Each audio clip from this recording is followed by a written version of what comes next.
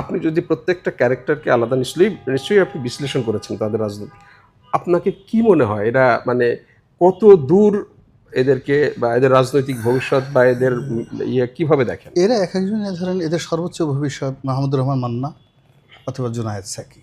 তাদেরকে কপ করে ধরেছে পুলিশ, পিটিয়ে বলছে ভাত খা, তারা সবাই বসে ভাত খেয়েছে। তারপর বলছে ছবি তোল, তারা ছবি তুলেছে। বলছে পত্রিকায় পড়ে বল, বাবা মাকে বল যে আমরা এখানে ভালো আছি, তারা বলেছে আমরা ভালো আছি।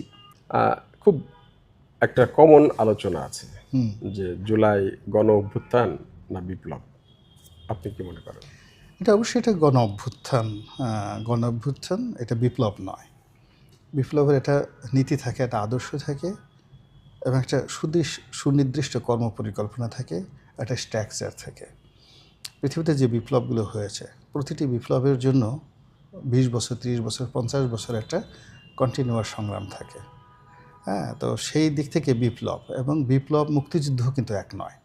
আমাদের মুক্তিযুদ্ধটাকে আপনি বিপ্লব বলতে পারেন না। আর বিপ্লব যেমন রুশ বিপ্লব হয়েছে, ফ্রেঞ্চ রেভলিউশন হয়েছে। এখন ফ্রেঞ্চ রেভলিউশনের পেছনে একজন রুশোর আপনার মতাদর্শ কাজ করছে।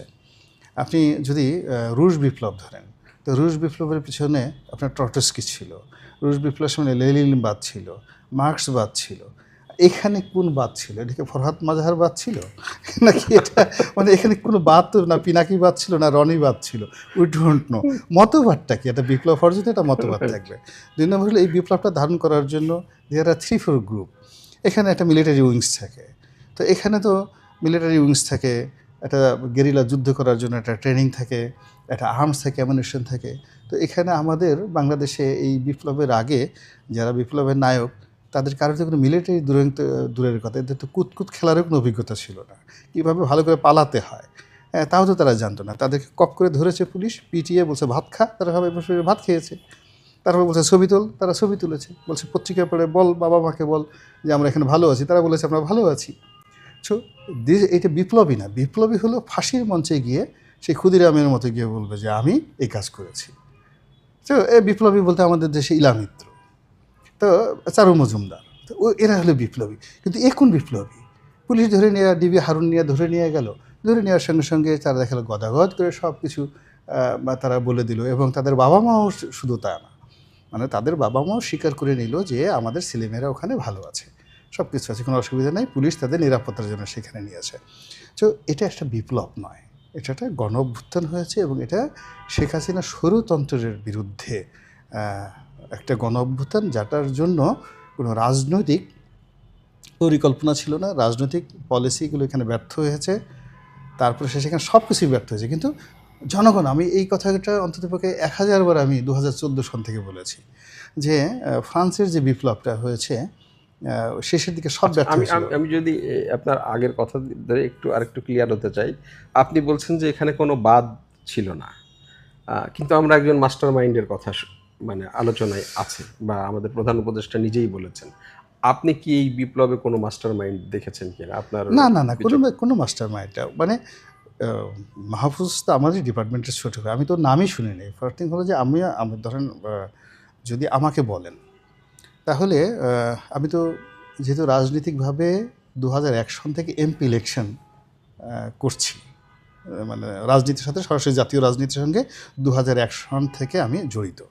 তো সেখানে আমি রাশেদের নাম জানি, নুরুর নাম জানি, আচ্ছা, কিন্তু আমি মাহফুজের নাম কখনো শুনিনি। মাস্টার মাইন্ডের নাম তো শোনা যায় না, তারা না না কেন? ওটা হলো আমজনতা শুনবে না, কিন্তু আমাদের মতো যারা সমাজের যারা যে পর্যায়ে আছে আমার তো নাম শুনতে হবে। তো আমি আসলে তার নাম কখনো শুনিনি, তার চেহারাও কখনো দেখিনি। আচ্ছা, 2 নম্বর হলো এখন ডক্টর মোহাম্মদ ইউনূস তাকে মাস্টার মাইন্ড হিসেবে পরিচয় করে দিচ্ছেন, মানে বসিয়েছেন, এবং এই ভদ্রলোকের কথাবার্তা যা কিছু আছে এটা আসলে এই ন্যাশনকে রিপ্রেজেন্ট করে না। মানে বাঙালির যে একটা স্বাভাবিক বাঙালি, মানে বাঙালি বলতে এখানে নেতাজি সুভাষচন্দ্র বসু, বাঙালি বলতে এখানে শরৎচন্দ্র বসু, বাঙালি বলতে এখানে মৌলানা আব্দুল হামিদ খান ভাসানী, বাঙালি বলতে শেখ মুজিবুর রহমান, এমনকি এরশাদ জিয়াউর রহমান। আপনি তাদের সঙ্গে যদি আপনি চিন্তা করেন যে তারা তো এক একটা মতবাদের বা এক একটা জায়গাতে একটা মতাদর্শ, একটা মাস্টার মাইন্ড, তো এর সঙ্গে আসলে ডক্টর ইউনূসকেও মানায় না, আর এর সঙ্গে মাহফুজ সাহেবকেও মানায় না। মানে একটা ডিসগাস্টিং। মানে আপনি আপনার মাথার উপরে ধরেন আপনি একটা মুজা মাথায় পড়লেন, পরে বললেন যে এটা টুপি, ক্যাপ, ইটস এ ক্যাপ। তো এটা মেজাজ গরম হয়ে যাবে না যে একটা মোজা মাথায় দিয়ে আপনি ক্যাপ বলতেছেন সবার কাছে, এবং আমরা সবাই বলতেছি ক্যাপ ক্যাপ ক্যাপ। এটা একটা মানসিক বৈকল্য। ফার্স্ট থিং হলো যে আমাদের সবার আগে বলা উচিত ওই যে রাজার মতো, রাজা মূলঙ্গ, মানে যে রাজাকে বলা উচিত যে আপনি মাথায় যে ক্যাপ পরে আছেন এটা ক্যাপ না, ওটা পায়ের এটা মোজা পরে আছেন। তো এরকম আর কি অবস্থা হলো যে আমাদের বললেই লাভ দিতে হবে না। ইউনূস সাহেব বলেছেন বলে 2 দিন, ইউনূস সাহেব 2 দিন আগে যিনি সাহায্যের জন্য আর্তি জানিয়েছেন, বাঁচাও বাঁচাও বাঁচাও, তিনি নিজে বলেছেন যে আমি প্রাণ ভয়ে সন্ত্রস্ত ছিলাম, আমি কোথায় পালাবো, আমি প্যারিস থেকে কোন দেশে যাব, এই হলো থিঙ্কিং। এখন হঠাৎ করে সেই ইউনূস সাহেব ক্ষমতায় বসার পরে তিনি কিছু কথা বলেছেন, আর আমরা বলছি যে না এটা হলো একেবারে স্বর্গীয় বাণী, এর উপর সত্য কথা হতে পারে না, ওনার চেয়ে জ্ঞানী লোক হতে পারে না। এবং ওনাকে নিয়ে বাংলাদেশে যে ওয়াজ হতো সেই ওয়াজ চেঞ্জ হয়ে গেছে, ভাষা চেঞ্জ হয়ে গেছে। আচ্ছা, ওয়াজের আলোচনায় আসবো, তার আগে আমরা একটু যে বিপ্লব নিয়ে কথা বলছিলাম, নতুন এই বিপ্লবের বা এই অভ্যুত্থানের যারা নায়ক হিসাবে যে ছাত্র প্রতিনিধিদেরকে আপনি সামনে দেখতে পাচ্ছেন, যারা এখন রাজনৈতিক ফিগার হিসাবে আমাদের সামনে উপস্থিত, আমি যদি বলি নাহিদ, হাসনাত, সার্জিস, আক্তার, এই যে এক একটা ক্যারেক্টার, আপনি একজন রাজনৈতিক ব্যক্তিত্ব, আপনি পার্লামেন্ট ইলেকশন করেছেন, আপনি রাজনৈতিক বিশ্লেষক এবং লেখক, আপনি যদি প্রত্যেকটা ক্যারেক্টারকে আলাদা নিশ্চয়ই আপনি বিশ্লেষণ করেছেন তাদের রাজনীতি, আপনাকে কি মনে হয় এরা মানে কত দূর এদেরকে বা এদের রাজনৈতিক ভবিষ্যৎ বা এদের কিভাবে দেখেন? এরা এক একজন ধরেন এদের সর্বোচ্চ ভবিষ্যৎ মাহমুদুর রহমান মান্না অথবা জুনায়েদ সাকি, সফলতার সর্বোচ্চ পর্যায়ে যদি তারা আগামীতে যায় পজিটিভ অর্থে, তাহলে এর চেয়ে বেশি তারা যেতে পারবে না।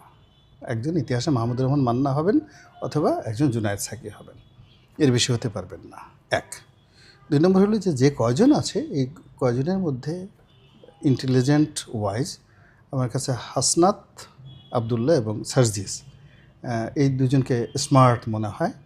এবং সত্যিকার অর্থে লিডারশিপ যে কোয়ালিটি, সেই লিডারশিপ কোয়ালিটিতে এই তরুণদের মধ্যে এই দুজনকে আমার কাছে অগ্রগামী এবং প্রসপেক্টিভ মনে হয়। যদি তারা টিকে থাকতে পারে, তারা এই দুজন মানে একজন জুনায়েদ সাকি হবেন, একজন মাহমুদুর রহমান মান্না হবেন সর্বোচ্চ, তারা যদি সব কিছু তাদের পজিটিভ থাকে। এর বাইরে আমি তো বাট এই দলের প্রধান তো নাহিদকে আপনি কেন বাদ দিলেন? না, নাহিদ একজন ভালো মানুষ বলে আমার কাছে মনে হয়, সরল সোজা ভালো মানুষ। নাহিদকে আমি এই মুহূর্তে কার সঙ্গে তুলনা করব?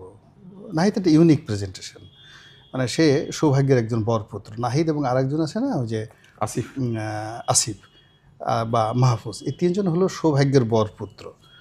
প্রকৃতি তাদেরকে সাহায্য করেছে, সৌভাগ্য তাদেরকে ধরা দিয়েছে।